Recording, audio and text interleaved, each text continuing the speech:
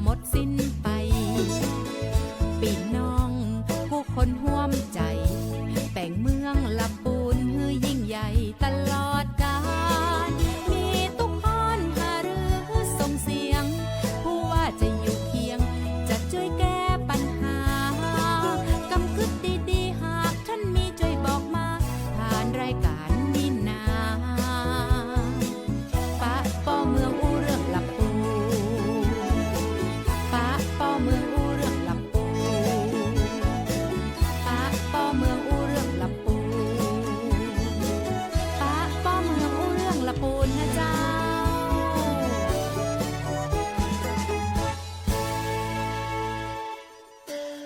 สวัสดีเจ้าสวัสดีท่านผู้ฟังท่านผู้ชมทุกท่านนะเจ้าต้อนรับเข้าสู่รายการผู้ว่าราชการจังหวัดละปูนพบประชาชนเจ้าป้าป้อเมืองอู้เรื่องละปูนเจ้าอยู่แต่กันกับท่านผู้ว่าราชการจังหวัดละปูนท่านผู้ว่าป้องปิยพงษ์ชูวงศ์สวัสดีเจ้าท่านว่าเจ้าสวัสดีครับน้องออยครับสวัสดีพ่อแม่พี่น้องชาวจังหวัดลำพูนที่รักทุกท่านครับเจ้าวันนี้ดีเจออยปิกมาแล้วนะเจ้าท่านว่าวันนี้จัดรายการกับใครเนี่ย เจอกันนะเจ้าในช่วงของโค้งสุดท้ายในการที่เราจะรณรงค์เรื่องของการเลือกตั้งโดยนะเจ้าติดตามเรื่องของสภาพอากาศต่างๆโดยช่วงนี้อากาศดีๆนะเจ้าท่านว่าเจ้าอากาศดีมากครับ2 วันมานี้เราดูจากรายงานจากสถานีวัดคุณภาพอากาศนะครับทั้งสถานีบ้านกลาง และสถานีลี้เป็นสีเขียว2วันต่อกันแล้วครับเมื่อวานก็สีเขียววันนี้เช้าโทษเราวันไหนเนี่ยวันก่อนเราวันนี้เราอยู่เช้าวันศุกร์ใช่ไหมครับเช้าวันศุกร์ก็อากาศเป็นสีเขียว2วันต่อเนื่องกันมานะครับ 2-3 วันมาแล้วก็สืบถามได้ความว่า1ก็คือธรรมชาติช่วยอัตราเร็วของลมเนี่ยสูงขึ้นกว่าเดิมจากเดิม500 เมตรต่อวินาทีเป็นกลายเป็น700ลมที่แรงขึ้นพัดเอาฝุ่นไปด้วยแล้วก็น่าจะบวกกับความร่วมมือร่วมใจของพี่น้องส่วนหนึ่งที่เชื่อฟังประกาศจังหวัดนะครับในการที่จะงดเผาโดยเด็ดขาดนะครับความร่วมมือร่วมใจบวกกับสภาพอากาศที่เป็นใจเนี่ยทำให้อากาศ 2-3 วันนี้ดีมากๆครับหายใจได้เต็มปอดทำกิจกรรมกลางแจ้งได้ตามปกตินี่จะแอบแซวว่า 2-3 วันมานี้ท่านผู้ว่าตื่นเช้าไปเดินรณรงค์ 2-3 อีเวนต์มาครับผมก็เดี๋ยวจะเล่าให้ฟังเป็นเรื่องๆไปนะครับสัปดาห์นี้มีเรื่องที่อยากจะพูดคุยอยู่สัก 2-3 เรื่องล้วนแล้วแต่เป็นเรื่องที่น่าสนใจทั้งนั้นนะครับเราจะเริ่มกันที่อะไรก่อนดีครับน้องออยเอาที่เรื่องของอากาศแล้วกันเนาะเจ้าตะกี้เกริ่นไปแล้วว่าคุณภาพอากาศดีๆในช่วงนี้อัตราการระบายอากาศก็ดีขึ้นนับจากวันนี้นะฮะจนถึงวันที่7แล้วกันวันนี้วันที่เท่าไหร่วันนี้วันที่6วันที่6วันนี้กับพรุ่งนี้นะวันนี้กับพรุ่งนี้นะครับจะมีพยากรณ์ว่าอาจจะมีฝนเล็กน้อยอาจจะมีฝนเล็กน้อย10-20% ของพื้นที่นะครับอาจจะเนาะมีหรือไม่มีมีก็ดีนะผมในช่วงเวลาของที่เรากำลังช่วงเวลาที่เราต่อสู้กับหมอกควันไฟป่าเนี่ยถ้ามีฝนมาบ้างเนี่ยผมว่าทำให้บรรยากาศดีขึ้นเยอะนะครับความชื้นช่วยให้ฝุ่นลดลงนะครับก็ถ้ามีเป็นไปตามนี้พวกเราก็ยินดีกันด้วยนะครับแต่ถ้าไม่มีเราอย่าเติมควันไฟด้วยการเผาก็แล้วกันนะครับอุณหภูมิจะต่ำลงเล็กน้อยนะครับจะต่ำสุดถึง13องศานะครับแล้วก็สูงสุดอยู่ที่ประมาณ31องศาเซลเซียสนะครับแสดงว่าช่วงที่อากาศเย็นๆก็เย็นๆอยู่นะเจ้าแต่ว่าช่วงพีคๆร้อนๆก็30กว่าองศากลางวันช่วงเที่ยงก็ขึ้นไปแต่ไม่ถึงกับร้อนจัดทีเดียวนะผมว่าถึงเมื่อวานผมก็อยู่กลางแจ้งช่วงประมาณเที่ยงแดดร้อนแต่ว่ามีลมมีความเย็นปนๆมามันก็ไม่ถึงกันขนาดเหงื่อออกอะไรเจ้าเป็นความร้อนในฤดูหนาวฤดูหนาวปีนี้ยาวนานนะเจ้าท่านว่าเจ้าครับผมยังถือว่าช่วงกุมภาแล้วก็ยังต้องผมใส่แจ็คเก็ตตัวนี้เนี่ยจริงๆด้วยเพราะอากาศจริงๆเลยนะครับเดินออกมาจากบ้านเนี่ยรู้สึกว่าเย็นอยู่ถึงแม้จะเข้าสู่เดือนกุมภาซึ่งจริงๆทุกปีเราร้อนกันละแต่ปีนี้ยังเย็นสบายๆอยู่นะครับเจ้าก็เดียวพยากรณ์อากาศก็บอกเหมือนกันนะเจ้ากรมอุตุบอกว่าถ้าเกิดเข้าช่วงหน้าร้อนไปประมาณปลายเดือนเนี้ยนะเจ้าเข้าสู่เดือนมีนาเมษาก็จะเป็นช่วงที่อุณหภูมิอาจจะแตะถึง40องศาเลยทีเดียวก็เตรียมตัวเตรียมใจกันให้ทันปรับร่างกายกันให้ดีปรับร่างกายกันให้พร้อมนะเจ้าแต่ช่วงนี้น่ายินดีว่าสภาพอากาศคุณภาพอากาศเราอยู่ในเกณฑ์ที่ดี นะเจ้าก็เป็นใจให้ออกไปเลือกตั้งในวันอาทิตย์ที่ 8 นี้นะครับนั่นไงนะเจ้าเดี๋ยววันนี้เราคงจะได้รณรงค์กันอย่างเข้มข้นในเรื่องของการเลือกตั้งตัวนะเจ้าแต่เรื่องของคุณภาพอากาศเรื่องของสภาพอากาศก็ต้องเน้นย้ำกันว่าตอนนี้จังหวัดลำพูนออกประกาศไปเรียบร้อยแล้วก็มีผลบังคับใช้แล้วตั้งแต่วันที่1กุมภาพันธ์ที่ผ่านมานะเจ้าเท่านั้นใช่ครับ1กุมภาจนกระทั่งถึง31พฤษภาเจ้า69นะครับผมเคยพูดคุยไป 2-3 ครั้งแล้วว่าจริงๆแล้วประกาศจะมีหรือไม่ก็ต้องงดเผาแต่การที่มีประกาศนั้นเนี่ยมันทำให้กระบวนการต่างๆเข้มงวดขึ้นนะครับก็มีการประการแรกเลยมีการส่งร่างประกาศไปยังทุกอำเภอก็จะต้องปฏิบัติตามโดยการทำประกาศรับลูกกันกับประกาศจังหวัดนะครับท้องถิ่นทุกแห่งก็จะต้องทำประกาศของตัวเองควบคู่ไปด้วยแล้วก็เกิดอำนาจหน้าที่ในการดูแลนะครับดูแลป้องกันการเกิดหมอกควันและไฟป่านะครับก็ทุกองคาพยพคงจะต้องทำงานกันหนักขึ้นในช่วงนี้นะครับแต่ที่สุดแล้วจริงๆความสำเร็จทั้งหมดอยู่ที่ใครครับพี่น้องชาวลำพูนอยู่ที่พี่น้องชาวลำพูนทุกคนนะครับที่จะต้องร่วมมือกันไม่เผาโดยเด็ดขาดนะครับก็มีการรณรงค์กันนะครับที่น้องออยพูดถึงเมื่อตอนต้นรายการว่าท่านผู้ว่าไปเดินมาที่อำเภอเราเลือกอำเภอลี้เป็นสถานที่ในการ kick off นะครับก็คือ kick off มันแปลว่าอะไร เราใช้ภาษาอังกฤษจนลืมไปเลยว่า kick off เหมือนกับการแบบเริ่มต้นในการที่จะเข้มงวดผมมองว่าเหมือนกับตอนเราดูฟุตบอลนะแล้วจะเปิดการแข่งขันเนี่ยเขาเขี่ยบอลติ้งkick off มันก็คงประมาณว่าเรานกหวีดเราเอาแล้วนะเราเริ่มกันจริงๆแล้วนะเราเลือกยุทธภูมิที่อำเภอลี้นะครับเนื่องจากว่าในบริเวณลี้เนี่ยมันจะมีส่วนที่เชื่อมต่อกับอุทยานนะครับมีพื้นที่อนุรักษ์เยอะแล้วปีก่อนๆสถิติก็บอกว่ามีการเผาในพื้นที่อนุรักษ์ต่างๆเช่นป่าสงวนเขตรักษาพันธุ์สัตว์ป่าหรืออุทยานแห่งชาติเนี่ยจะมีจุดฮอตสปอตเยอะที่ลี้ก็เป็นแชมป์แหละครับพูดง่ายๆว่ามีจุดที่สูงที่สุดแหละเราเลยเลือกเป็นยุทธภูมิในการคิกออฟนะครับซึ่งทางจังหวัดเองก็ไปเลือกสถานที่ที่โรงเรียนเวียงเจดีวิทยานะครับที่อำเภอลี้ก็มีหลายภาคส่วนนะครับมาร่วมกันรณรงค์ในการงดเผาครั้งนี้นะครับโดยเดี๋ยวมีใครที่ร่วมบ้างเดี๋ยวผมจะลองไล่ดูนะครับหน่วยงานการศึกษาแล้วกันครับมีสถานศึกษาก็มีโรงเรียนเวียงเจดีวิทยาซึ่งเป็นเจ้าของสถานที่นะครับแล้วก็มาพร้อมกับโรงเรียนอนุบาลวังดินโรงเรียนไอยศิรินะครับน้องๆก็มายืนรณรงค์แล้วก็มาเดินขบวนเป็นพาเหรดร่วมกันให้พี่น้องประชาชนได้เห็นความตั้งใจในการที่จะงดเผาโดยสิ้นเชิงนะครับอันนี้บรรยากาศคือที่ด้านหน้าสนามโรงเรียนเวียงเจดีวิทยา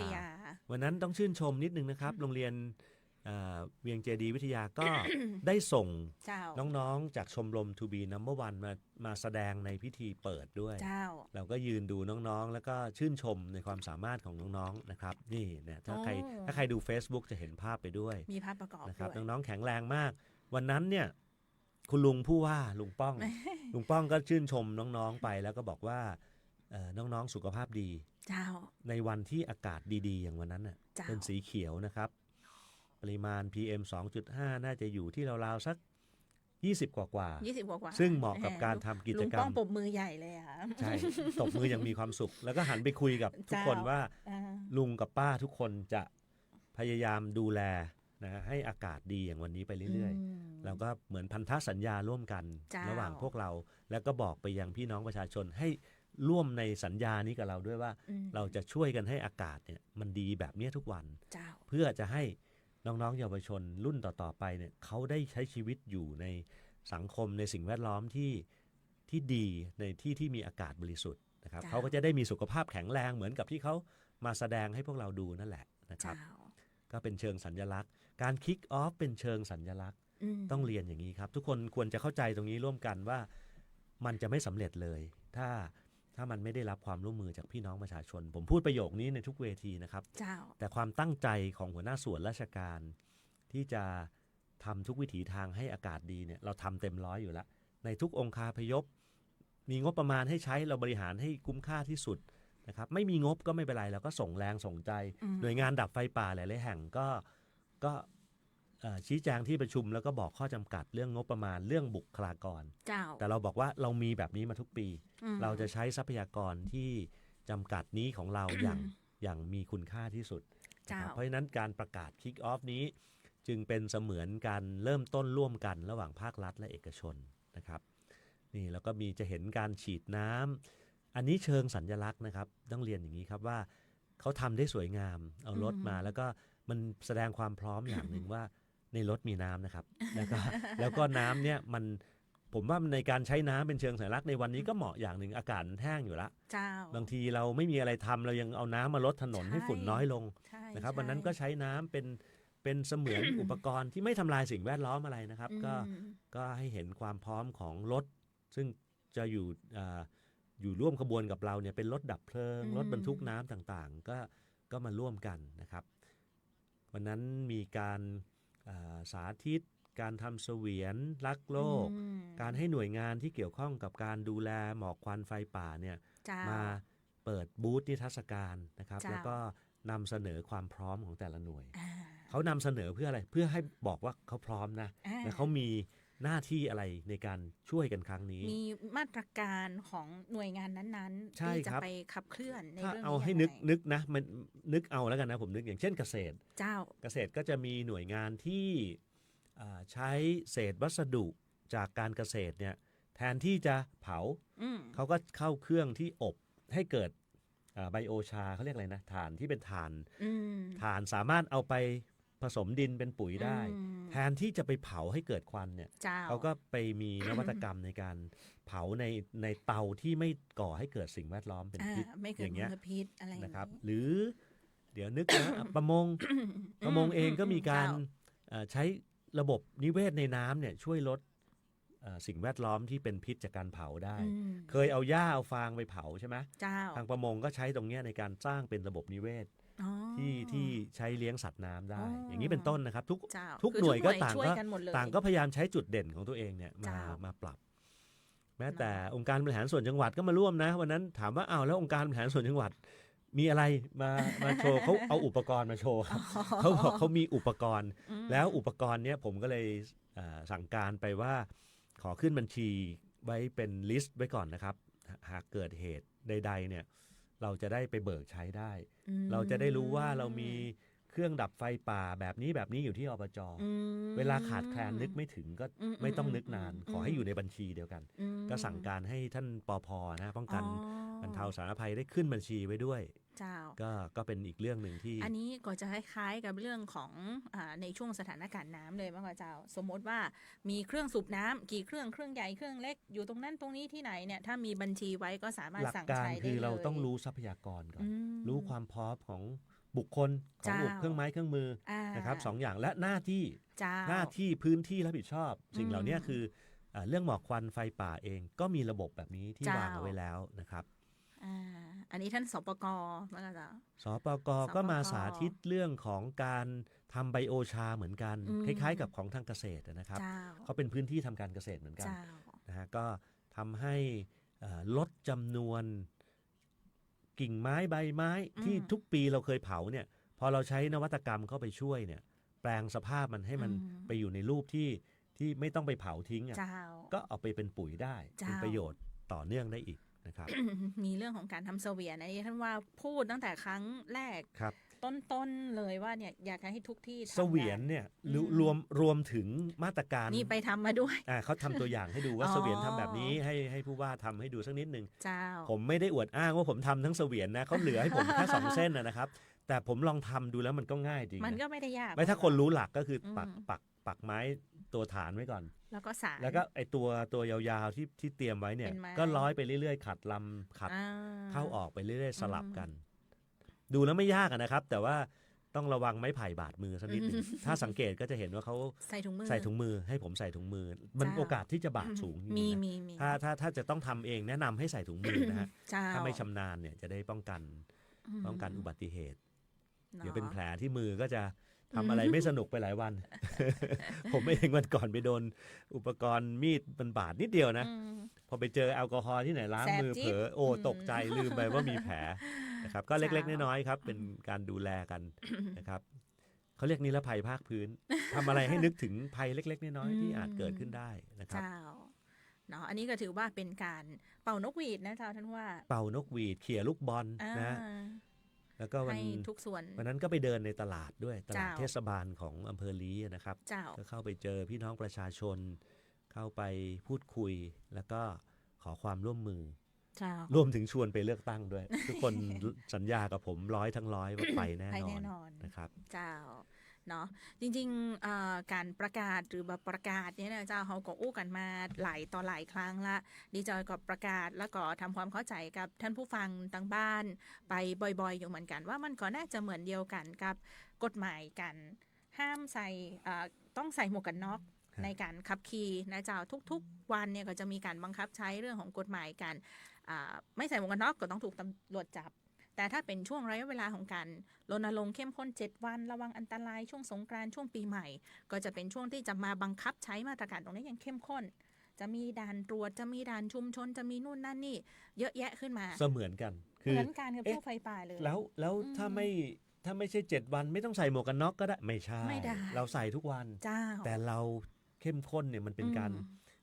ขันน็อตนะ อ่า เป็นการเตือนให้ เจ้า และถ้าทุกคนมีจิตสำนึกแล้วเนี่ย ไม่ใช่ เจ้า 7 วันอันตรายก็สวมใส่ ก็ต้องสวมใส่ ครับ เจ้าเนี่ยเหมือนกันว่าห้ามเผาเปิ้ลบ่ให้เผาในช่วงนี้อย่างเดียวค่ะช่วงอื่นๆ ไปเผาก็ได้อะลักษณะเหมือนเดียวกันเลยนะเจ้าเนาะเพราะฉะนั้นช่วงนี้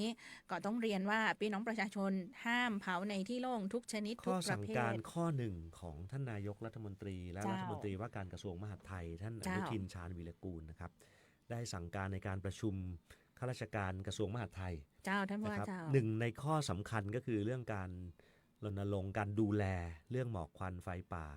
โดยเฉพาะพื้นที่ภาคเหนือ อืม ในหัวข้อสั่งการเป็นอย่างนี้เลยนะครับ เจ้า แล้วหนึ่งในนั้นก็บอกว่า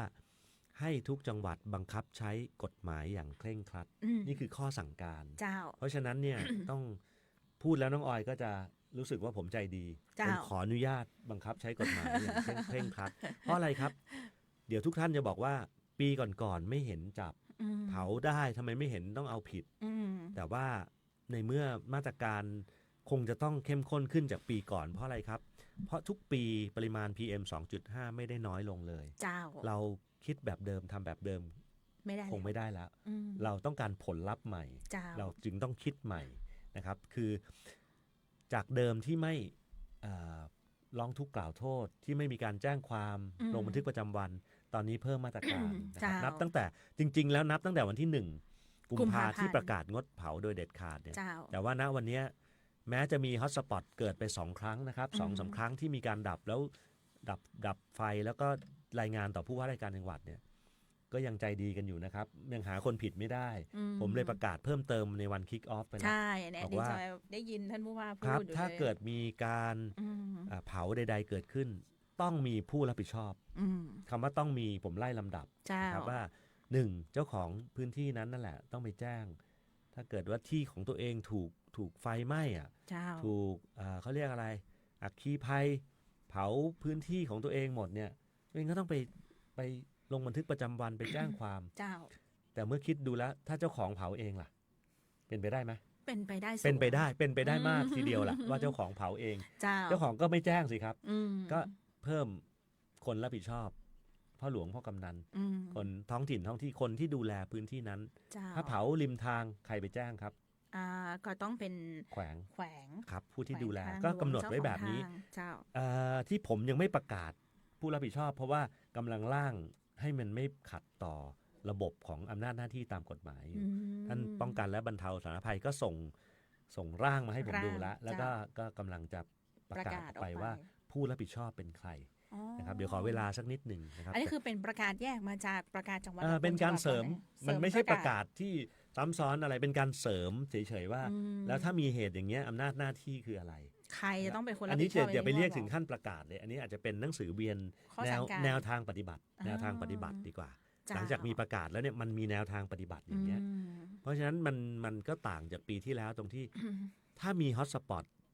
ก็ต้องดูว่าเกิดเพลิงไหม้หรือไม่ เจ้า ฮอตสปอตบางทีมันไม่ได้เกิดเพลิงไหม้100%นะ อืม ยกตัวอย่างไหม เจ้า เช่น มีฮอตสปอตที่บ้านโฮงก็รายงานว่าจุดนั้นคือแผงโซลาร์เซลล์ อ๋อ มีเพราะว่าดาวเทียมมันไม่รู้หรอกว่า มันจับ อันนี้ไฟไหม้ ความร้อน หรืออะไร ได้ มันร้อน อืม มันร้อนแล้วเป็นร้อนในขนาดใหญ่ เจ้า ปรากฏพอเป็นแผงโซลาร์เซลล์เขาก็เอาไปลบออกจากบัญชีฮอตสปอตว่า อ๋ออั อันนี้ถือว่าไม่ต้องบันทึกไว้ เจ้า นะครับก็จะหลุดออกไป อืม แต่ถ้าไปสืบค้นว่าอ้าวมันเป็นอัคคีภัยเป็นเพลิงไหม้เขาเรียกอะไรอะ พื้นที่ เพลิงไหม้ในพื้นที่โล่ง อืม ขึ้นมาเนี่ยอันนี้จะเข้าสู่กรณีที่ผมเล่าให้ฟังเมื่อสักครู่แล้วว่าต้องมีคนรับผิดช ต้อ อง บ มี แล้ ค วน รับผิดชอบในพื้นที่นั้นๆเลย ใช่ อืม ก็เป็นการบังคับใช้กฎหมายโดยเข้มงวดเหมือนกับที่ท่านรัฐมนตรีว่าการกระทรวงมหาดไทยได้สั่งการให้พวกเราปฏิบัตินะครับ เจ้าแน่เห็นก็ต้องขออนุญาตจับอ่ะท่านผู้ว่าบอก ไม่มีใครอยากจับพี่น้องประชาชน ต้อง นะครับ ขออนุญาต โดยเฉพาะในกรณีแบบเนี้ย อื มันไม่ใช่กรณีของ อาชญากรรมแบบทั่วๆไปแต่เราต้องบังคับใช้ให้เข้มงวดเพราะอะไรครับ เราเห็นน้องๆที่ใช้ชีวิตกลางแจ้งกันไหมล่ะ อืม เราเห็นการทำกิจกรรมของลูกหลานเราไหม เจ้า ถ้าเราไม่เก็บอากาศดีๆ ไว้ให้พวกเขาเนี่ยมันก็เป็นการทำลายเขาทางอ้อมเหมือนกันนะครับ แล้วPM 2.5 มันมาได้ทำเมื่อเรามีอาการของโรคเกิดขึ้นทันทีในวันนี้ เดี๋ยว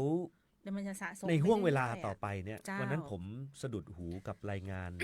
เจ้า โรคเกี่ยวกับทางเดินอากาศนะครับทางเดินหายใจ ทางเดินหายใจ ของ ทางเดินอากาศทางเดินหายใจ เจ้าด้วยว่า ข เจ้า องประชาชนชาวจังหวัดลำพูนเนี่ยผมยังรู้สึกว่าสูงนะ อื แต่ผมขอไปดูข้อเปรียบเทียบกับจังหวัดอื่น เจ้า ๆ ถ้ามันสัมพันธ์กับ PM 2.5 เนี่ยพวกเราต้องกลัวมันให้มากกว่าเดิมละ อืม นะครับวันนั้นผมก็ถามท่านนายแพทย์ศักดิ์สิทธิ์ไปว่าเอ๊ะตรงเนี้ยสูงเนี่ยมันสัมพันธ์กับ PM ไหมท่านเดี๋ยวท่านคงเอาสถิติเนี่ยมานั่งคุยกับผมอีกทีนึง เจ้า ถ้าใช่พวกเรายอมรับความจริงดีกว่าว่า พวกเราเริ่มสุขภาพไม่ดีเพราะอากาศกันแล้ว อืม นะครับ เราจะได้ตระหนักถึงโทษภัย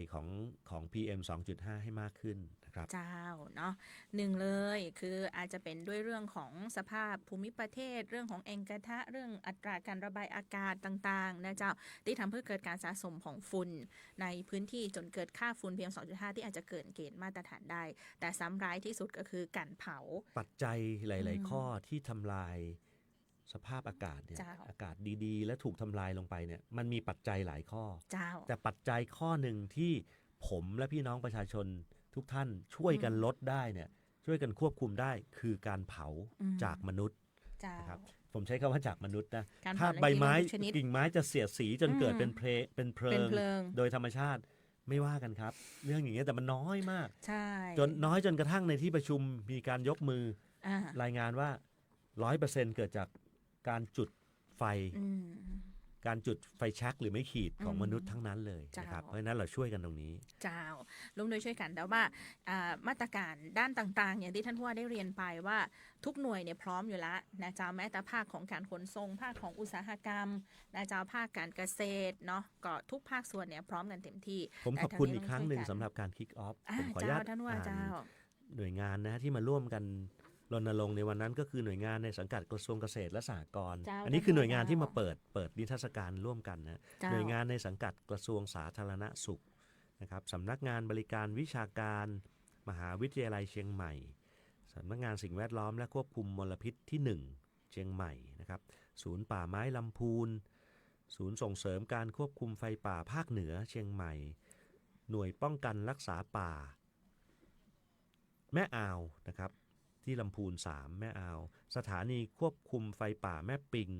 องค์การบริหารส่วนจังหวัดลำพูนแล้วก็มีเอกชนด้วยนะครับเอกชนนี้บริษัทนี้ก็น่าสนใจนะมาเปิดนิทรรศการของเราเนี่ยบริษัททีดี2019 จำกัด เจ้า ของจังหวัดลำพูนเขาทำอะไรรู้ไหมฮะ ทำอย่างเจ้าได้ว่า เขารับซื้อซากเขาเรียกอะไร ใบไม้แห้งกับเจ้า ข้าวโพด อ๋อ ฟา สั่ง ง ข้า ข้าว ว โพ โพ ด ดหรือผลิตผลทางการเกษตรบางชนิดเนี่ยเอามาอัดเป็นเชื้อเพลิง อืม บริษัทเขาก็จะแปลรูปไอ้ซากพวกเนี้ยไอ้เศษพวกเนี้ยเศษวัสดุเล็กๆเนี่ยอัดเป็นแท่ง เจ้า อัดเสร็จเขาป้อนโรงงานอุตสาหกรรม เจ้า เป็นเสมือนเชื้อเพลิงที่ให้ความร้อนในกระบวนการผลิตในโรงงานอุตสาหกรรม เจ้า ผมถามคำถามเขาไปคำถามหนึ่ง จ้า ถามว่าเชื้อเพลิงที่เขาผลิตได้เนี่ยมีผู้รับซื้อทั้งหมดหรือไม่มี อืม แปลว่าอะไรแปลว่าดีมานสูงนะ อืม สูงนะ ขายได้ ขายได้ อืม ผมถามต่อ เจ้า แล้วไอ้ที่ไปป้อนโรงงานเพื่อผลิตเป็นเชื้อเพลิงเนี่ย เจ้า พอหรือไม่ซัพพลาย อืม ไม่พอ นั่น แสดงว่าดีมานเขาสูงกว่าซัพพลาย อืม เพราะฉะนั้นเนี่ยมันมีช่องทางละ ที่เราจะขายได้ที่เราจะเอาไอ้พวกเนี้ยพวกที่เกี่ยวข้องที่เราเคยเผาทั้งหลายเราไม่เผาเราไปขายเขาก็ได้ละผมก็บอกให้บริษัทแบบนี้ดีนะเพราะว่าช่วยกันทำให้สิ่งแวดล้อมดีขึ้นคุณจะมีผลกำไรจากผลิตผลของคุณผมยินดีด้วยแต่คุณก็ช่วยให้เราลดการเผาแล้วมันมีข้อหนึ่งเช่นตอซังอ่ะที่เขาจะเผากันเนี่ยเขาก็จะไถกลบไถกลบเนี่ยเขาบอกว่าเขาไถกลบเนี่ยเขาก็เอาไปใช้ได้ใช่ไหมแล้วเขาก็รับซื้อเขาบอกว่าแทนที่เราจะเผาเนี่ยเผาก็คือกำจัดมันให้หมดไปใช่ไหมแต่มาใช้ของเขาเนี่ยเขาเอาเงินให้ด้วยคือเราได้ทั้งการไถกลบซึ่งเรามักจะเผาแต่เราไม่เอาเราใช้เป็นไถกลบโดยบริษัททีดีที่ว่าเนี่ยคือเขาจะเอาเศษตอซังนั้นน่ะออกให้ถูกแล้วกลบให้เลยแล้วเขาบอกว่าเขาบำรุงดินให้ด้วยนั่นไงทำไมไม่ประกาศให้มันเยอะๆทำไมไม่รณรงค์ให้เยอะๆก็บอกว่าอย่างเงี้ยจังหวัดสนใจผมเป็นผู้ว่าราชการจังหวัดโดยผมแล้วกันนะเดี๋ยวผมพูดแทนเลยว่าสนใจท่านทำไปธุรกิจของท่านจะดีขึ้นผมยินดีด้วยแต่ท่านช่วยจังหวัดรักษาสิ่งแวดล้อมแล้วมันดีกับพี่น้องหมู่เฮานะเจ้าอย่างสมมติท่านใดที่อยู่ในพื้นที่เกษตรบางทีเนี่ยถ้าเราจะต้องไถกลบไร่หนึ่งมันมีมูลค่านะเจ้าท่านว่าเขามีต้นทุนอย่างนี้ครับมันมีต้นทุนนะเขามีต้นทุนเดี๋ยวก่อนนะการรถไถวันนั้นผมได้ยินว่าประมาณ1,000นะสมมุติว่าเราอยาก700 ถึง 1,000 สมัยก่อนอาจจะ700เดี๋ยวปีนี้อาจจะขึ้นไปหลักพันแล้วต่อการจ้างรถไถมาไถที่เขาจะเผาเนี่ยนะจ๊ะเนาะก็เป็นเรื่องที่น่าบอกต่อเดี๋ยววันหลังถ้ามีโอกาสเดี๋ยวท่านผู้ว่าไปดิวไปดิวเป็น MOU ไป MOU ก่อนนะแต่สนับสนุนครับก็เป็นบริษัทเรื่องคิกออฟประมาณนี้เนาะผมก็จะเล่าต่อไปเลยนะครับพูดถึงเรื่องสิ่งแวดล้อมแล้วเนี่ยก็จะพูดถึงเรื่องขยะบ้างนะครับขยะเนี่ยเป็นปัญหาใหญ่ของประเทศไทยของทุกๆพื้นที่นะครับผมไม่ได้เอาตัวเลขมานะไม่รู้ว่าจังหวัดลำพูนเกิดขยะวันละกี่ตันไม่รู้นะอันนี้ถือว่าติดไว้ก่อนแต่ผมเอาเฉพาะที่สารกลางก่อนก็แล้วกันสารกลางจะจำลองภาพใหญ่โดยสารกลางจังหวัดหลังใหม่ก็แล้วกันอย่างนี้ครับเรามีคนมาอาศัยอยู่รวมกันเป็นหนึ่งชุมชนเนี่ยมันเกิดขยะแน่เพราะอะไรเพราะเราต้องทานอาหารต้องซื้อแกงมาก็มีทั้งพลาสติกมีทั้งเศษอาหารที่ทานเหลือนะครับถ้ายิ่งมีโรงอาหาร1โรงสมมุตินะโรงอาหารที่สารกลางมี2โรงมี2โรงมี A กับ B แต่มีขยะเกิดขึ้นผมไม่รู้เท่าไหร่ละต่อวันสมมุติว่ายกตัวอย่างว่า100กิโลก็แล้วกันเยอะไหมเยอะนะ100กิโลเอาขยะเหม็นๆน่ะแบบเปียกๆ100กิโลเนี่ยไม่รู้จะกำจัดยังไงแล้วนี่วันเดียวนะถ้า2วันนะถ้า5วันก็500กิโลอาทิตย์นึง10วันก็ตันนึงอันนี้แค่ยกตัวอย่างนี่ผมยกตัวอย่างถ้าเราไม่รู้วิธีกำจัดเนี่ยไอ้1ตันเนี่ยมันจะทั้งส่งกลิ่นทั้งก่อให้เกิดแมลงวันเกิดโรคภัยไข้เจ็บนะครับเกิดสุขภาวะเราเสียไปหมดแหละแต่ถ้าเรากำจัดขยะแบบนี้ได้ทุกวันเป็นไงโอ้ดีกันมันจำลองได้ตั้งแต่ระบบครัวเรือนเดี๋ยวผมเล่าย้อนไปก่อนว่าจริงๆแล้วเรามีระบบดีๆอยู่แล้วที่เราทำมาหลายปีแล้วก็ประสบความสำเร็จด้วยนะแต่ผมไม่รู้ว่ายืนยาวขนาดไหนสำหรับพ่อแม่พี่น้องประชาชนลำพูนจังหวัดสะอาดอันนั้นคือส่วนหนึ่งนะแต่ผมจะพูดเจาะไปถึงขยะเปียกเนี่ยที่เราเคยเจาะถังขยะในบ้านใครบ้านมันเจาะก้นถังเทนั่นน่ะคือวิธีการกำจัดขยะเปียกที่สุดเพราะว่าขยะ 100% เนี่ยพอแยกไอ้ที่ย่อยสลายไม่ได้เป็นพลาสติกเป็นอะไรเนี่ยอีก 50-60% คือขยะเปียกถ้าเราไม่รู้จะเอามันไปไว้ไหนมันคือมลภาวะมันคือปัญหาใหญ่อันนี้ผมจำลองของในบ้านก่อนนะถ้าในบ้านกำจัดเองมันจะไหลออกมาชุมชนเนี่ยมันน้อยลงไหมน้อยลงไหมน้อยลงเวลาเทศบาลหรือท้องถิ่นมาเก็บเนี่ยถ้าไม่มีขยะเปียกให้เก็บเนี่ยโอ้โหขยะเหลือน้อยลงไปเยอะเลยเพราะนั้นตรงเนี้ยมีใครบอกบ้างก็ช่วยกันเทถังขยะเปียกสิอันนี้คือในบ้านเรานะแต่ในสารกลางเขาดีกว่านั้นนิดนึงเขาดีกว่านั้นนิดนึงเดี๋ยวผมจะเล่ามันเท่มากยังไงครับเมื่อกี้จะเห็นว่ามีการทอดไข่เจียวเดี๋ยวจะเล่าที่มาที่ไปว่าเดี๋ยวเปิดรูปให้ดูด้วยว่าบริษัทหนึ่งนะครับเขาชื่อบริษัท C Energy Solution Thailand นะครับบริษัทเนี้ยเดี๋ยวจะว่ามาโฆษณาให้เขานะเขาไม่ได้ขายของนะครับเขาธุรกิจเขาก็จะทำในต่างประเทศซะส่วนใหญ่แต่เขาก็จะ CSR ว่าเขาอยากจะมีส่วนร่วมในการกำจัดขยะเขาก็ติดต่อผ่านมาทางท่านรุ่งโรจน์ ท่านท้ ท่านท้อง องถิ่ ถิ่ น นจังหวัดนะฮะ เจ้า ท่านท้องถิ่นจังหวัดเนี่ยก็รับข้อเสนอแล้วมารายงานต่อผม อืม ว่าถ้าเกิดสารกลางหลังใหม่ของเราเนี่ยจะมีถังหมักขยะถังเขาเรียกบ่อหมัก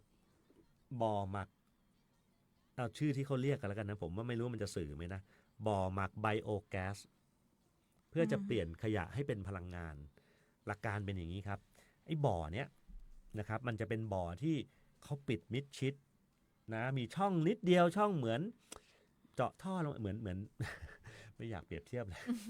ห้องน้ำแน่เลย เหมือนส้วมหลุมอ่ะไอ้ส้วมสมัยก่อนอ่ะ เจ้า มันมีรูประมาณเท่านั้นแหละ เจ้า ทีนี้เทเราก็เอาไอ้ข ข ยะ ยะเปียก ขยะ ทลงไป เปียกต้องคัดก่อนนะห้ามเอา อ๋อ ห้ามเอาพลาสติกลงไปอันนี้ข้อ ห้าม ห้าม ปนเล เด็ ย ดขาด อ่า แล้วก็อะไรที่ย่อยยาก เช่น เศษกระดูกไม่เอาอันนี้ไปทิ้งที่อื่นไปหาวิธีกำจัดอื่น ม แต่อันนี้เอาเฉพาะที่มันเป็น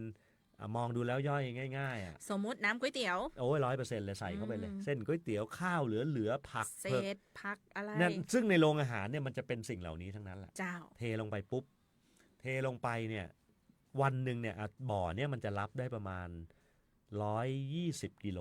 ต่อวัน ซึ่งก็น่าจะเพียงพอกับปริมาณของโรงอาหาร ตอนนี้ ใน ตอนนี้สืบมาแล้วว่า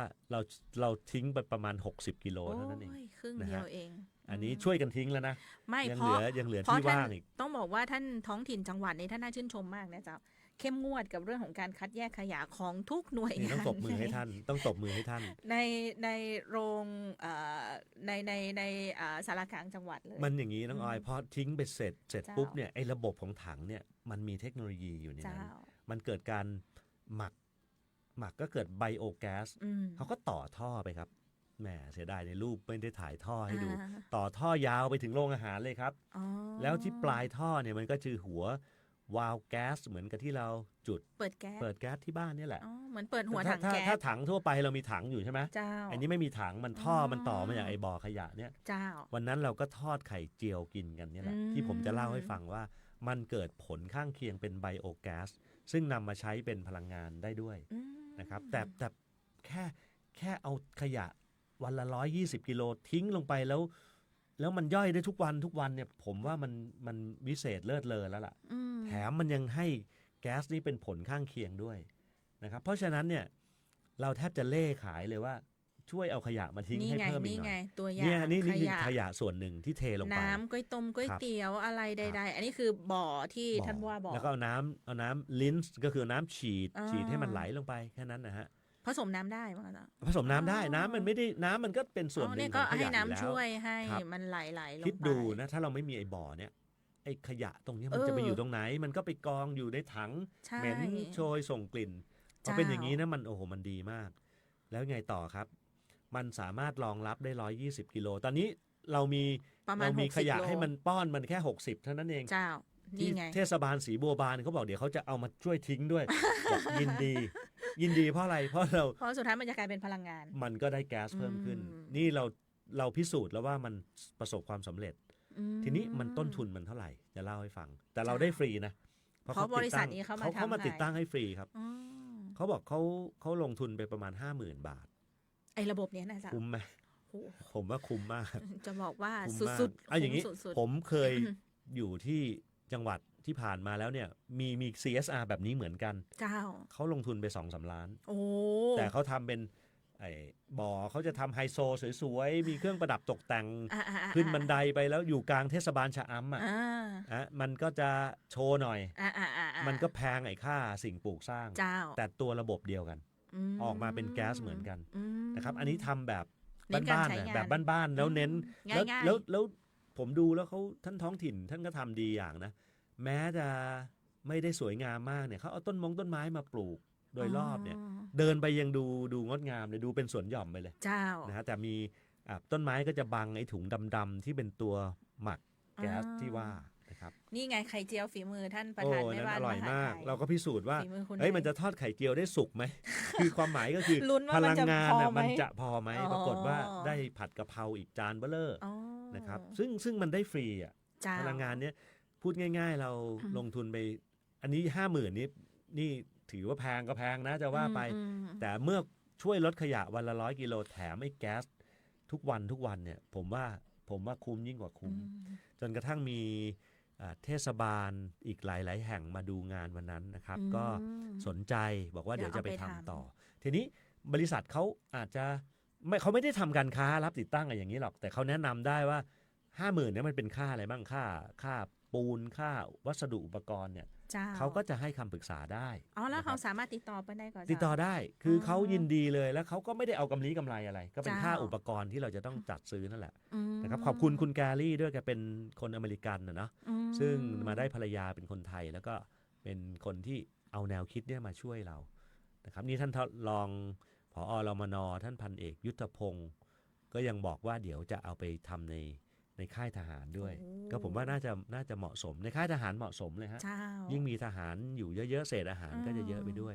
เนี่ยอันนี้คือเป็นต้นแบบคือคนเฮานี่จะมีอยู่อย่างหนึ่งคือบางทีพูดอย่างเดียวไม่เห็นภาพครับอันนี้ถ้าอยากให้ดูแล้วผมเสนออย่างนี้ว่าใครที่ฟังรายการวิทยุอยู่วันนั้นผมเห็นคอมเมนต์นะไม่ได้ตอบสนใจครับติดต่อที่ไหนเดี๋ยวท่านไหนก็ไม่รู้นะเดี๋ยววันหลังจะดูอีกทีหนึ่งขอโทษที่ไม่ได้หยิบโทรศัพท์มาด้วยตอบตรงนี้โดยภาพรวมกันแล้วกันนะครับว่าประการแรกถ้าท่านสนใจไม่ว่าท่านจะเป็นรัฐหรือเอกชนนะครับท่านติดต่อท่านท้องถิ่นจังหวัดได้เลยนะครับท่านลุงโรจน์ท่านลุงโรจน์นามสกุลอะไรนะสุนทรท่านลุงโรจน์สุนทรท่านชื่อท่านจะคล้ายใกล้เคียงคือบางทีผมนึกว่านามสกุลผมนึกว่าเป็นนามสกุลเป็นชื่อแต่พี่ลุงโรจน์สุนทรเนี่ยแหละก็ท่านจะเป็นตัวตั้งตัวตีเป็นคนที่พร้อมจะให้คำแนะนำนะครับเบอร์โทรที่สำนักงานท้องถิ่นจังหวัดลำพูนก็053-561-283นะครับหรือเดินมาติดต่อก็ได้ครับเดินมาถามพูดคุยมาที่สารกลางได้ยินดีถ้าไปไม่ถูกแวะมาหน้าห้องผู้ว่าแล้วถามก็ได้หน้าห้องผู้ว่าก็จะมีน้องๆนั่งอยู่ผมให้ข้อมูลไม่หมดละ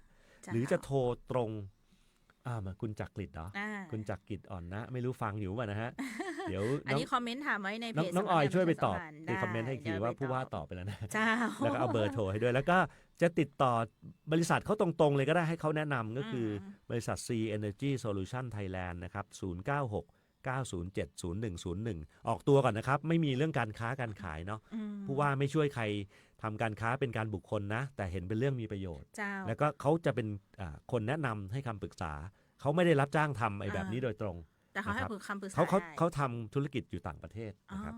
ก็ช่วยกันดูแลสิ่งแวดล้อมของเราคนละนิดละหน่อยผมอยากแนะนำให้ชุมชนทั้งหลายโรงเรียนโรงพยาบาลสถานที่ราชการที่มีคนอยู่เยอะๆมีโรงอาหารเนี่ยลองมาศึกษาดูงานที่สารกลางหลังใหม่นะครับแล้วท่านก็ไปติดตั้งระบบนี้กันเนี่ยผมว่าถ้าช่วยลดขยะเปียกของจังหวัดลำพูนให้มากที่สุดถ้าทุกหน่วยงานช่วยกันลดไม่ออกไปสู่ที่เก็บขยะกลางเนี่ยโอ้จังหวัดเราจะมีสิ่งแวดล้อมที่ดีขึ้นอีกเยอะเลยครับและจะเป็นความน่าอยู่อย่างยั่งยืนจริงๆเลยถ้าเราไม่มีขยะเปียกออกไปมากกำจัดอยู่ในที่ตั้งเนี่ยนะครับถือว่าเป็นความสำเร็จที่ยิ่งใหญ่ของจังหวัดลำพูนเลยนะครับเนาะนี่ถือว่าเป็นการร่วมด้วยช่วยกันเนาะของทั้งหน่วยงานภาครัฐก็ใครสนใจจะมาดูงานที่สารกลาง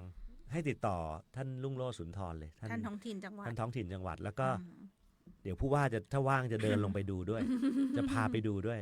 นะฮะจะให้กำลังใจท่านด้วยท่านเข้มข้นจริงๆนะท่านท้องถิ่นจังหวัดบางทีเห็นเราเข้าร้านวันนั้นเจอกันผ่านเข้าไปซื้อของร้านหนึ่งแบบร้านนั้นวันหลังอย่าไปซื้อนะร้านนั้นน่ะรีบโทรเลยเขาไม่ยอมมี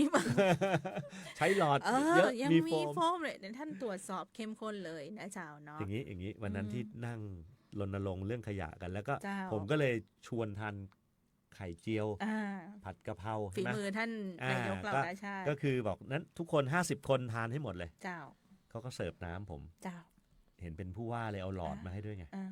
ท่านท้องถิ่นบอกธรรมดาไม่มีหลอดนะผมไม่ให้ใช้หลอด ผมเลยรีบคืนหลอดเลยผมบอกให้เอาหลอดไปเก็บแต่ธรรมดาผมน้องออยผมไม่ได้ชอบใช้หลอดอยู่แล้วนะผมก็ชอบยกซดเลยทีนี้เราก็เห็นว่าท้องถิ่นท่านก็เขาท่าดีท่านเอาจริงเอาจังดีนะครับขยะนิดๆหน่อยๆที่ช่วยกันลดเนี่ยผมว่าช่วยจังหวัดได้อย่างมหาศาลนะครับใช่มันเป็นการลดปริมาณขยะในต้นทางนะเจ้าท่านว่าเจ้าเพราะว่าสุดท้ายแล้วการบริหารจัดการขยะเนี่ยจะไปเป็นภาระขององค์กรปกครองส่วนท้องถิ่น ที่จะต้องเป็นค่าใช้จ่ายในการบริหารจัดการขยะในแต่ละวันแต่ละสัปดาห์ในแต่ละเดือนนี่เราพูดถึงเฉพาะขยะเปียกนะเจ้าและส่วนที่ท่านแยกไว้แล้วเป็นรีไซเคิลรียูสแปลว่าเอามาใช้ซ้ำอย่างเช่นถุงพลาสติกใบเดิมเนี่ยถุงแซลบ้านท่านที่ยังไม่ต้องทิ้งไปเนี่ยท่านเอามาใช้ซ้ำๆเนี่ยก็ช่วยลดภาระใช่จะบอกว่าเราจะไม่ใช้ถุงพลาสติกแต่ถ้ามันใช้ไปแล้วเอามาใช้ซ้ำก็ยังดียังดีกว่าทิ้งเลยแล้วทุกวันนี้ถุงพลาสติกเยอะมากเวลาไปตลาดเราจะได้ถุงพลาสติกล้านละ1ถุง2ถุง3ถุงเนี่ยท่านลองพับเป็นสามเหลี่ยมเล็กๆใส่ไว้ดิแล้วไม่ต้องขอใหม่บางทีลืมถุงผ้าก็ยังไม่ต้องเอาถุงพลาสติกใบใหม่ก็ยังดีนะครับลองดูผมเคยศึกษาวิธีพับแล้วมันจะเป็นสามเหลี่ยมนิดเดียวเล็กๆอ้อยก็พับสุภาพสตรีก็ใส่ไว้ในกระเป๋าผมยังมีเลยสมัยก่อนผมเดินทางผมก็จะใส่ไว้วิธีพับง่ายๆแบบพับแล้วก็พับไปพับมาให้เป็นสามเหลี่ยมให้มันเป็นอย่างเงี้ยแล้วก็ให้มันเป็นสามเหลี่ยมใช่ไหมคะแล้วมันก็จะทำให้เราเนี่ยไม่ต้องเบิกของใหม่สมมุติเราไปห้างนะครับห้างบางห้างก็คิดเรา2 บาทใช่ห้างอันนี้เสียตังค์ด้วยต่อ1ถุงนะหรือถ้าไม่รับถุงพลาสติกจะซื้อถุงผ้า20 บาท30 บาทผมมีเต็มบ้านเลยใช่เพราะอะไรครับเพราะว่าไม่ได้เอาไปด้วยเพราะตัวเปล่าทุกครั้งโอ้โหถุงผ้าเริ่มเยอะแล้วไปอีกทีแก้ปัญหาง่ายๆเลยไอ้ถุงพลาสติกที่ว่าเนี่ยไอ้สามเหลี่ยมเนี่ยเอามาใส่ไว้ในกระเป๋าสตางค์ยังได้เลยมันบางมากก็ลดขยะได้เหมือนกันบางทีนี่คือแบบว่าหอบค่ะท่านว่าเหมือนกันเราก็ไม่อยากเสียตังค์3 บาทไงนะครับสุดท้ายหล่นแตกโพะอันนี้เป็นเรื่องที่เป็นมันบอกว่าคนละปูนเนี่ยสิ่งหนึ่งที่เป็นความร่วมมือกันแล้วเป็นเหมือน DNA ของคนละปูนก็คือเรื่องของการบริหารจัดการขยะมันอยู่ในสายเลือดของคนละปูนจริงๆที่จะร่วมโดยช่วยกันมีครั้งหนึ่งมีการเล่ากันมาบอกว่าเนี่ยละออนละปูนน่ะไปทัศนศึกษาที่เชียงใหม่นะเจ้าแล้วพอไปทัศนศึกษาปุ๊บเนี่ยจะรู้เลยว่าละออนคณะเนี้ยมาจากละปูนถามว่าเพราะเด็กๆเนี่ยจะเก็บขยะทุกอย่างทุกชิ้นที่เปิ้ลนำไปเนี่ยโอ้เยี่ยมมากทุกคนชื่นชมรู้เลยว่านี่คือเด็กรู้เลยว่านี่คือเด็กลำพูนแล้วบอกเนี่ยคือน่ารักมากครับเจ้า DNA ของคนละปูนเนาะถือว่าเป็นคนมาเป็นพ่อเมืองก็ติดไปด้วยนะเนี่ยจะมาทำเรื่องขยะอยู่แล้วปีนี้นะครับก็จะลดโฟมในตลาดบางแห่งเพิ่มเติมหลังจากตลาดจตุจักรประกาศไปแล้วใช่ไหมครับก็เดี๋ยวผู้ว่ามีแผนที่จะประกาศอีกหลายตลาดตอนนี้กำลังเชื่อมกับเจ้าของตลาดขอความพร้อมให้ชัดเจนจังหวัดแรกของประเทศไทยที่มีการประกาศงดใช้โนโฟมเนาะเขาก็จะต้องร่วมโดยช่วยกันสานต่อแนวคิดของท่านปลัดกระทรวงมหาดไทยท่านอดีตผู้ว่าลำพูนนะครับท่านผู้ว่าป๊อปหรือปลัดกระทรวงมหาดไทยท่านปัจจุบันนะครับท่านอันสิทธิ์สัมพันธรัตน์อยู่ที่ไหนก็รักและคิดถึงลำพูนเหมือนว่าได้ยินข่าวทรงผ่านมาทางท่านผู้ว่าโดยบอกว่าเป็นยังไงบ้างเรื่องของการเลือกตั้งลำพูนจะรักษาแชมป์ได้ไหมเนาะเจ้าวันอาทิตย์นี้แล้วจ้าทุกวันวันนี้โค้งสุดท้ายแบบว่าเมื่อวานนี้มีบิ๊กเดย์บิ๊กเดย์จริงๆผมว่ามันไม่ใช่เมื่อวานหรอกมันคือวันที่8บิ๊กเดย์คือวันที่ยิ่งใหญ่ที่สุดของพวกเราที่จะประกาศศักดิ์ศรีของคนลำพูนในการรักประชาธิปไตยและในการทำหน้าที่พลเมืองที่ดีนะครับโดยการออกไปใช้สิทธิ์เลือกตั้งแล้วก็ทำให้เราเนี่ยเป็นแชมป์มาแล้ว15 สมัยนะครับในวันที่8 กุมภาพันธ์นี้เราจะเป็นแชมป์สมัยที่16หรือไม่อยู่ที่พี่น้องประชาชนชาวลำพูนทุกท่านที่จะออกไปใช้สิทธิ์กันนะครับตั้งแต่8 โมงเช้าถึง5 โมงเย็นนะครับ8 โมงเช้าถึง5 โมงเย็นของละปูนเฮาก็2 เขตเลือกตั้งนะเจ้าคือเขาจะมีสสเขตได้2 คนนะเจ้าท่านผู้ว่าเจ้าเขตเลือกตั้งที่1ก็คืออำเภอเมืองอำเภอแม่ทาอำเภอบ้านที่เขตเลือกตั้งที่2คืออำเภอเวียงหนองล่องบ้านโฮงต้งหัวจางลีและก็ป่าซางครับผมเจ้า2 เขตเลือกตั้งสสเขต2 คนนะเจ้าเดี๋ยวลุ้นกัน2 เขตเลือกตั้งนี้จะมีหน่วยเลือกตั้งทั้งสิ้นเนี่ย699 หน่วยก็คือ700 ลบ 1อ่ะ700เยอะนะครับโดยแบ่งเป็นเขตที่1เนี่ยจำนวน331 หน่วยและเขตเลือกตั้งที่2อีก368 หน่วยนะครับเพราะฉะนั้นพี่น้องประชาชนก็สะดวกทุกคนการมีจำนวนหน่วยเยอะๆแปลว่าเขาพยายามกระจายความสะดวกไปยังพี่น้องประชาชนให้มากที่สุดนะครับ เจ้าและทราบว่า699หน่วยเนี่ยบางหน่วยเลือกตั้งมีสถิติคนมาเลือกตั้งสูงถึง 100% หลายหน่วยเรา เจ้า เรามาแข่งกันแม่ว่าหน่วยเราจะ 100% หรือเปล่านะครับ มาแข่งกันก็นะเจ้าเนาะก็เดี๋ยววันอาทิตย์ที่8กุมภาพันธ์นี้ท่านผู้ว่าก็มีกำหนดการในการลงพื้นที่ไปตรวจเยี่ยม ครับ หน่วยเลือกตั้งทั้งในส่วนของเขตเลือกตั้งที่1แล้วก็เขตเลือกตั้งที่2 ใช่ครับ เจ้า เดี๋ยวจะไปที่ไหนก็ อืม เดี๋ยวคอยติดตามกันดูอีกทีหนึ่ง เจ้า นะครับ แล้วก็มีแหมเรื่องก็คือเรื่องของการออกเสียงประชามติ ครับ เจ้าเนาะในการเลือกตั้งครั้งนี้จะมีทั้งเรื่องของการเลือกสสเขต เลือกพรรคที่ชอบนะเจ้า แล้วก็ เลือกคนที่รัก เลื ก็ อก คือเลือกสสเขต สสเขต คนที่รัก อ่า ก็คือท่านรักใครที่สมัครในเขตท่านเลือกคนนั้น เลือกพรรคที่ชอบ เจ้า พรรคที่ชอบเนี่ยทั่วทั้งประเทศไทยจะเป็นเบอร์เดียวกัน อืม สำหรับพรรคใดพรรคหนึ่งนะฮะผมไม่ยกตัวอย่างนะ พรรคใดพรรคหนึ่งท่านไปดู เจ้า ในประกาศที่แปะอยู่ที่หน่วยเลือกตั้ง อืม หรือจะดูในข้อมูลของสมาร์ทโหวตก็ได้ เจ้าน นะครับ ท่านก็สามารถพิจารณาได้ อืม ว่าคนที่รักบัตรสีเขียว เขียว พรรคที่ชอบบัตรสีชมพู เจ้า แล้วก็เดินออกมาจากคูหาแรกเนี่ยข้างๆกันก็จะต้องเดินเข้าไปรับบัตร อืม สีเหลืองทองเพื่อจะออกเสียงประชามติ ว่าท่านเห็นด้วยกับการมีรัฐธรรมนูญฉบับใหม่หรือไม่ เจ้า นะครับ ถ้าเห็นด้วยก็กาว่า เห็นชอบ ไม่เห็นด้วยก็กา ไม่ ไม่ เห็ เห็ น น ช ช อ อบ บ หรือท่านสามารถที่จะกาช่องที่บอกว่าไม่เขาเรียกว่าอะไรนะไม่ประสงค์จะลงคะแนน ไม่แสดงความคิดเห็น ไม่แสดงความคิดเห็น แหมแล้วเปิดปากกระตือนเลย ไม่แสดงความคิดเห็นนะครับ ไม่ ได้ แสดงความคิดเห็น นะครับเท่ากับว่าท่านต้องถ้ากาสามอย่างใดอย่างหนึ่งด้วยกากบาทเต็มช่องเนี่ยบัตรท่านไม่เสีย อืม นะครับ เจ้าเนาะฝากกันไว้ตัวละกันแล้วก็ท่านผู้ว่าจำลองคูหาเลือกตั้งไปก่อนหน้านี้แล้วว่าได้มีการเตรียมการแล้วก็อำนวยความสะดวกคือกับพี่น้องประชาชน ครับ ในการที่จะเดินทางไปใช้สิทธิ์นะเจ้า ครับ ผู้สูงอายุผู้พิการหรือว่าผู้ที่ทุกพลภาพเนาะจะมีช่องจราจรพิเศษนะเจ้าท่าน แล้ว ว่า ก็มี คือท่ เจ้าหน้าที่ อืม คอยให้ความสะดวกของท่าน เจ้า โดยทั้งนี้เป็นไปตามกฎหมายนะครับ อืม เพราะจริง ๆ แล้วเนี่ยต้องเล่าอย่างนี้ครับว่า เจ้า เราไม่มีสิทธิ์เจ้าหน้าที่ไม่มีสิทธิ์จะมายุ่งเกี่ยวกับการกาคะแนนของใครเลย ถ้าคนปกติดีๆเนี่ย เจ้า ที่เราสามารถมองเห็นได้เนี่ย ไม่ได้ ไม่ท่านจะมาช่วยแต่ถ้าสมมุติผมพิการทางสายตาล่ะ ทำไง เจ้าหน้าที่ก็จะ ขอ มาช่วยดู เจ้า ช่วยดูนะครับ โดยมีประจักษ์พยาน อ่า แล้วการออกเสียงของท่านเนี่ยก็จะถูกปิดเป็นความลับนะครับ มีการช่วยดูแลให้การเลือกของท่านเป็นไปตามความประสงค์ เจ้า โดยไม่มีการเบี่ยงเบนใด ๆ ทั้งสิ้น จ้ะ อันนี้ขอให้สบายใจแม้จะไม่ได้มีจำนวนมากนะครับ อืม ท่านเป็นหนึ่งคนที่มาถึงก็จะดูแลท่าน เจ้า ท่านสำหรับผู้พิการทางสายตาผู้สูงอายุ ที่ต้องการความช่วยเหลือ ท่านอาจจะไม่สะดวกที่จะ อืม หยิบปากกากากบาทก็ได้ เจ้าท่านว่าเจ้า ถึงแม้จะมองเห็นท่านก็อาจจะสามารถใช้ช่องทางนี้ของกฎหมายที่ เจ้า เปิดวิธีการให้เจ้าหน้าที่มาอำนวยความสะดวกให้ท่าน อืม และคะแนนเสียงของท่านก็ยังคงเป็นความลับอยู่ ตามความประสงค์ของท่านเหมือนกับบุคคลอื่นๆเลยครับ เจ้าแล้วทีนี้ในส่วนของวันเลือกตั้งวันที่8กุมภาพันธ์นี้นะเจ้าหลังจากเสร็จสิ้นการเลือกตั้งปิดหีบเลือกตั้งในเวลา 17 นาฬิกาแล้วก็จะมีการนับคะแนนโดยเปิดเผย ใช่ ที่ห ค น่ รั วย บ เลือกตั้งเลยเนาะ ใช่ ก็ ครับ เชิญชวนพี่น้องประชาชนไปช่วยกันเป็นหูเป็นตาตรวจสอบไปช่วยกันเป็น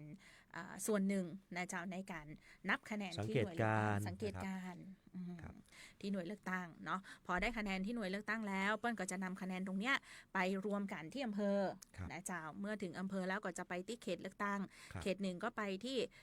เขตเลือกตั้งที่1นะ ครั เจ้า บ เขตที่2ก็ไปที่เขตเลือกตั้งที่2แล้วจาก เมื่อเช้า นั้นก็จะ ผมไปดู กกต ที่ทำการของเขตเลือกตั้งที่หนึ่งนะ เจ้าโรงเรียน อยู่ ส่วน ที่ บุญ โรงเรียนส่วนบุญ อืม นะครับก็ไปเห็นสถานที่ที่เตรียมไว้แล้ว เจ้า ก็ก็จะมี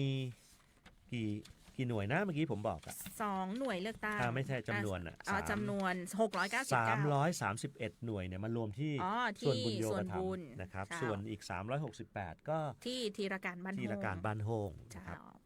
สองแห่ง ส นี้ อง ก็จะเป็น แห่ง เซ็นเตอร์ของแต่ละเขตนะครับ เจ้าแล้วก็จะมีที่หอประชุมองค์การบริหารส่วนจังหวัดละปูนโดยเมื่ออาจารย์ที่ว่ามีกรณีของออกเสียงประชามติ ใช่ครับ เนาะออกเสียง ใช่ ประชามติก็จะลงคะแนนแล้วก็นับคะแนนกันที่ฮันโตยนะเจ้า เดี๋ยวเกาะติดกับการเลือกตั้งไปด้วยกันนะเจ้าท่านผู้ว่าก็กรุณาให้ทีมงานด้านการประชาสัมพันธ์นะเจ้าเกาะติดการเลือกตั้งในวันเลือกตั้ง8 กุมภาพันธ์นี้เดี๋ยวฝากติดตามที่สวทละปูนกันตั้งแต่ช่วงเช้าเราจะอยู่กันยาวๆไปจนถึงการ ทราบผลอย่างไม่เป็นทางการเลยนะเจ้า ก็การบริหารจัดการการเลือกตั้งก็ต้องขอบคุณ เจ้า ทางกกตจังหวัดนะครับ เจ้า ท่านผอ.ชลินทิพย์ชัยโยนะครับแล้วก็บุคลากรทุกคนในสำนักงานคณะกรรมการการเลือกตั้งจังหวัดลำพูนแล้วก็ขอบคุณไปยังกปน.เจ้า คณะกรรมการประจำหน่วยเลือกตั้งซึ่งทำหน้าที่กันอย่างแข็งขันนะครับให้กำลังใจท่านนะครับในการเลือกตั้งล่วงหน้าเมื่อวันที่1 กุมภาที่ผ่านมาจังหวัดลำพูนได้ดำเนินการไปอย่างเรียบร้อยทุกประการ เจ้า ไม่ได้มีปัญหาประการใดเลย เจ้า ไม่มีข้อติดขัดใดๆ ต้องขอบคุณทุกท่านที่ช่วยกัน แล้วได้คำชมด้วยนะเจ้าท่านผู้ว่า ชมว่าอะไร คน เอ่ย รีวิวใน TikTok เยอะ อ๋ มา อก เหรอ ว่ากกตละปูนจัดการเลือกตั้งล่วงหน้าได้ดีมาก ครับ โอ้ ครับข ค อน ชื่นชม เข้ามาชมเยอะ มีห มาก ลายๆแห่งหลายๆ จังหวัดก็เป็นดราม่าเป็นอะไรกันนะ เจ้า แต่ลำพูนก็ไม่มีปัญหาเลยนะครับก็ชื่นชมผู้ว่าก็โล่งใจไปเนาะ เจ้าสุดท้ายสุดเวลาจะเสี่ยงแล้วท่านว่าเชิญชวนหน่อยเจ้าสถิติของเราต้องคว้าไว้ไม่น้อยกว่า85%กับการรักษาสถิติจำนวนผู้มาใช้สิทธิ์มากที่สุดของประเทศไทยสมัยที่18สมัยที่16เจ้า สมัยที่ 16 นะครับ เจ้า แล้วก็ทุกอำเภอช่วยนายอำเภอท่านหน่อยเถอะผมท้าทายนายอำเภอไว้ว่าให้ทำลายสถิติตัวเองนะครับ เจ้า ลูกบ้านของแต่ละอำเภอช่วยนายอำเภอหน่อยเพราะว่าอะไรฮะเรามีเขาเรียกรางวัลเหมือนกันนะ เจ้าร างวัลในการจูงใจให้รางวัลเนี่ยจริงๆมันไม่ก็ไม่ใช่เรื่องซับซ้อนอะไรหรอก เจ้า บอกว่าผู้ว่ากับคณะกรรมการเนี่ยเขาก็อยากให้เป็นผลจากการรณรงค์ครั้งเนี้ย อืม ก็ช่วยส่งเสริมงบประมาณบริหารประ จัด จำอำ กา เภ ร อเหมือนรีวอร์ดนะถ้าท่านสามารถทำลายสถิติ อืม ในการใช้สิทธิ์เลือกตั้งแข่งกับตัวเองได้ ก็ขอให้ทุกคน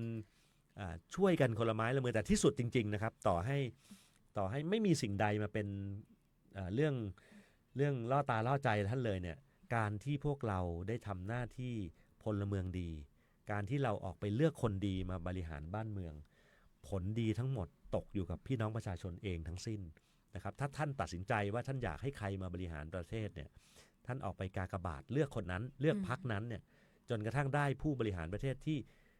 ท่านคิดว่าเนี่ยดีที่สุดละผมว่าเนี่ยเป็นรางวัลที่ยิ่งใหญ่ที่สุดของชาวลำพูนและของชาวไทยทุกคนด้วยนะครับ เจ้า นะครับก็ทุกคนออกมาใช้สิทธิ์เลือกตั้งกันครับ เจ้า8 กุมภาเข้าคูหารับบัตร3 ใบ ครับ นะเจ้าแล้วเดี๋ยวเรามานับถอยหลังกัน คนที่รัก พักที่ใช่ กับพรรคที่ชอบที่ใช่นะครับ เจ้า และให้ออกเสียงประชามติครับ นะเจ้าวันนี้เวลาเสี่ยงแล้วขอบพระคุณทุกท่านสำหรับการติดตามนะเจ้าท่านผู้ว่าป้องปิยพงษ์ชูวงศ์ผู้ว่าราชการจังหวัดลำพูนดีเจออยและทีมงานลาทุกท่านไปเพียงแต่อี้แล้วเดี๋ยวอาทิตย์หน้ามาพร้อมกับผลการเลือกตั้ง ใช่ครับ เอานะไม่ต้องรอพวกเราก็ได้นะ ท่านคงทราบอยู่แล้วในคืนวันที่ 8 ก็ เจ้า เราก็จะมาพูดคุยบรรยากาศกันให้ฟัง จ้า ด้วย เดี๋ยววันอาทิตย์นี้ท่านมาจัดรายการที่สวทกันตัวนะเจ้าขอบพระคุณทุกท่านนะเจ้า สวัสดีเจ้า สวัสดีครับ